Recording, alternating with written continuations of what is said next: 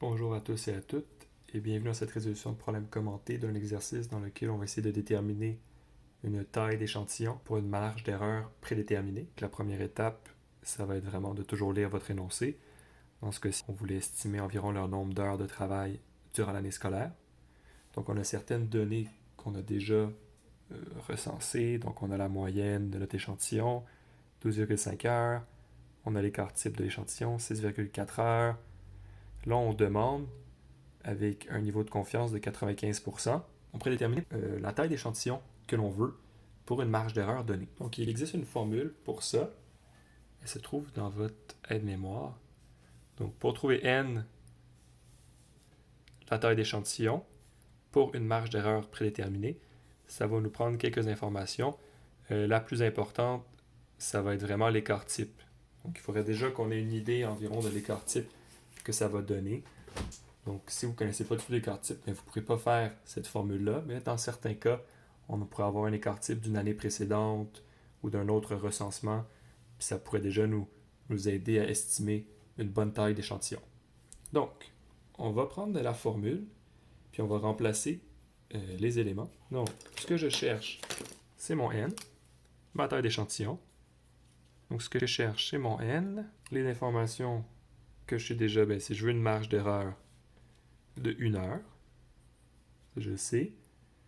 Mon ZA2, mon niveau de confiance de 95%, il faut que je trouve la valeur, donc la code Z qui est associée à ça. 95% dans mes valeurs courantes de ZA2, je sais que c'est 1,96, donc je vais pouvoir le rajouter. Donc là, c'est peut-être pas clair, mais c'est vraiment ZA2 fois l'écart type divisé par la marge d'erreur, tout ça entre parenthèses au carré. Donc j'avais dit ma valeur de ZA2, c'est 1,96 fois mon écart type, dans ce cas-ci, je vous ai dit d'utiliser l'écart type qu'on connaît déjà, fois 6,4.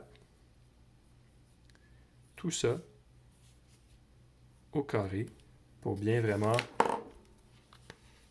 reprendre. Donc, 1,96 fois l'écart type 6,4 divisé par la marge d'erreur de 1 au carré va nous donner notre n que l'on souhaite avoir. Divisé par 1, mais ça va rester la même chose. Donc, c'est équivalent à 1,96 fois 6,4 au carré. On va le faire avec une calculatrice. J'ouvre la parenthèse, 1,96 fois 6,4.